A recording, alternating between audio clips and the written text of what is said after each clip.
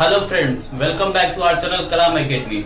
Today we are going to study some remaining basic accounting terms. जो हमारा जो है कुछ अकाउंटिंग टर्म्स रह गया था, आज वो हम कवर करने वाले हैं। तो पहला टॉपिक क्या है? ड्राइंग्स। बिजनेसमैन जो भी बिजनेस स्टार्ट करता है, एंटरप्रेन्योर जो है कभी कभी अपने बिजनेस से कुछ पर्सनल यूज के लिए कुछ पैसे या फिर कुछ अपने जो जिस भी टाइप का जो है बिजनेस कर रहा है, जैसे कि कोई भी मटेरियल सेल कर रहा है, तो कभी कभी मटेरियल्स पर्सनल यूज के लिए विड्रॉ कर लेता है। तो ड्राइंग्स उसी को हम कहते हैं। जब आप पर्सनल यूज के लिए निकाल लेते हैं तो वो ड्राइंग्स एक तरीके से लायबिलिटी है। So it represent an amount of cash.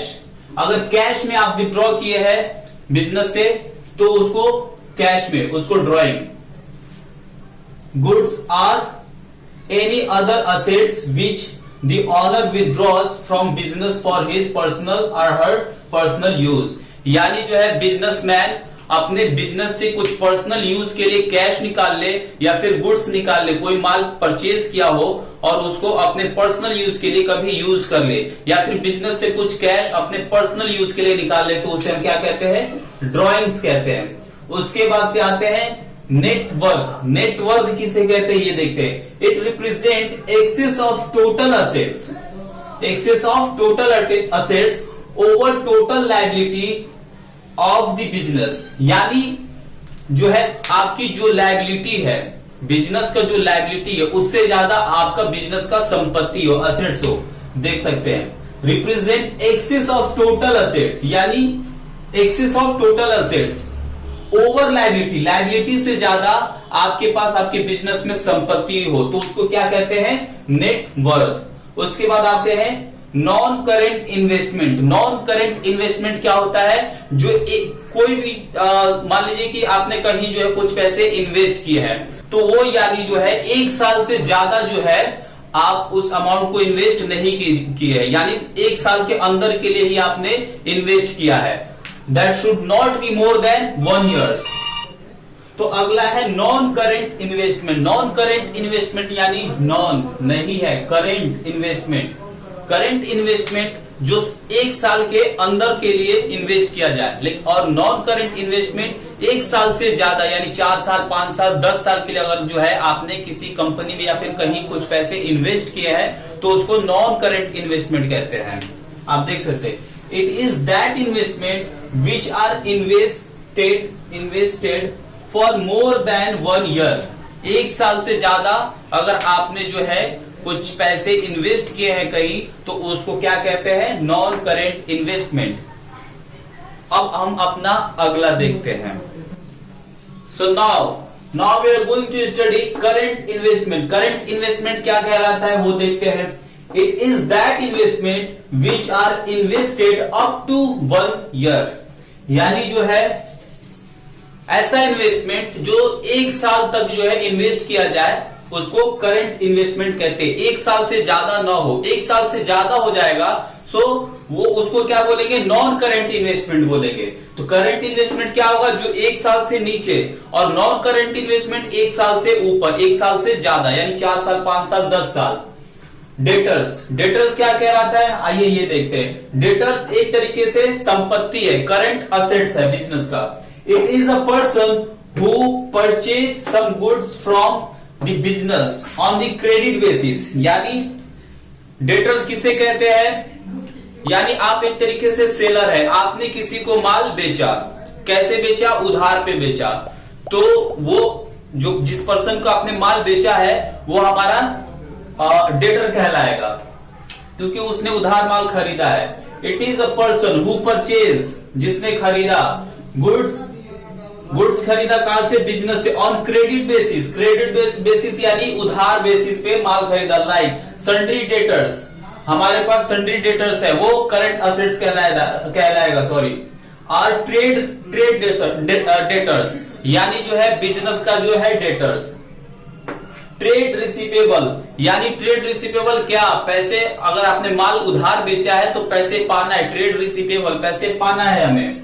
उसके बाद बुक डेटर, आपने पिछले साल जो है अपने जो है आपके कुछ डेटर्स हैं, यानी उसको बुक में जब शो करेंगे तो एक तरीके से बुक डेटर कहलाएगा, या फिर सन्ड्री डेटर कहलाएगा, या फिर सिर्फ डेटर्स कहलाएगा। तो डेटर्स किसे कहते हैं आप जान गए। डेटर्स क्या है, जिसको माल आपने उधार बेचा है वो हमारे डेटर कहलाते हैं। डेटर क्या होते हैं, करंट असेट्स कहलाते हैं।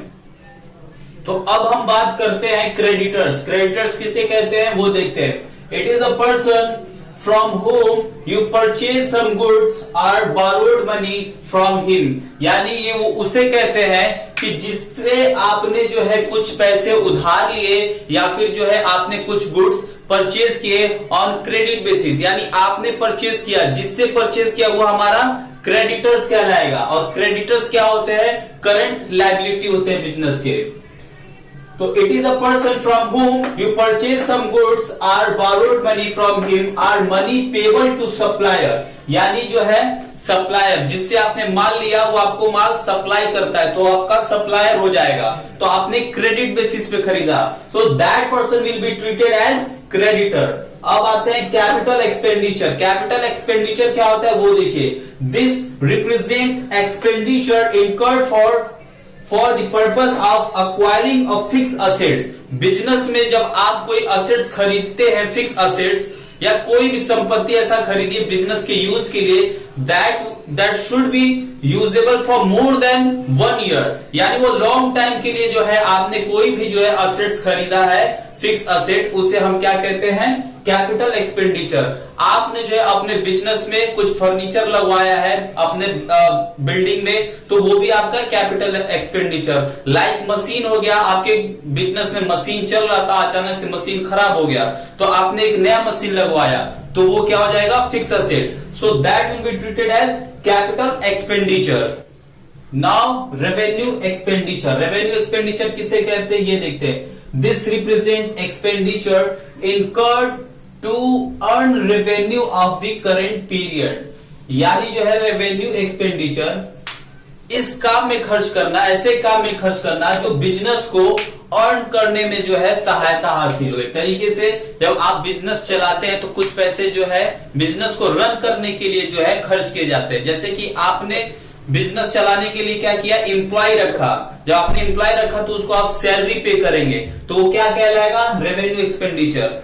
आपने जो है बिजनेस को अच्छे तरीके से चलाने के लिए कंप्यूटर तो लगवा लिया और प्लस आपने इंटरनेट लगवा लिया, तो इंटरनेट का जो आपने पैसा दिया वो क्या है, रेवेन्यू एक्सपेंडिचर। वो किस तरीके से काम आ रहा है, इनकम जनरेट करने के लिए जो पैसे खर्च किए जाए उसको revenue expenditure. This represent expenditure, ऐसा एक्सपेंडिचर इनकर्ड टू अर्न, क्या, earn revenue of the current period, यानी जो है पैसे कमाने में जो पैसे खर्च किए जाते हैं उसे रेवेन्यू एक्सपेंडिचर कहते हैं। बैलेंस शीट किसे कहते हैं, बैलेंस शीट वो है जो बिजनेस की पोजीशन को बताए कि बिजनेस का पोजीशन आपका क्या है, आपका बिजनेस कौन से पोजीशन पे है, बिजनेस आपका ग्रो कर रहा है या फिर बिजनेस आपका हमेशा लॉस करता है। It is a statement of financial position. Financial position बताता है कि बिजनेस किस पोजीशन पे of the business entity on a particular date, यानी फाइनेंशियल पीरियड मान लो कि 1 साल का होता है, 1 ही साल का होता है फाइनेंशियल पीरियड,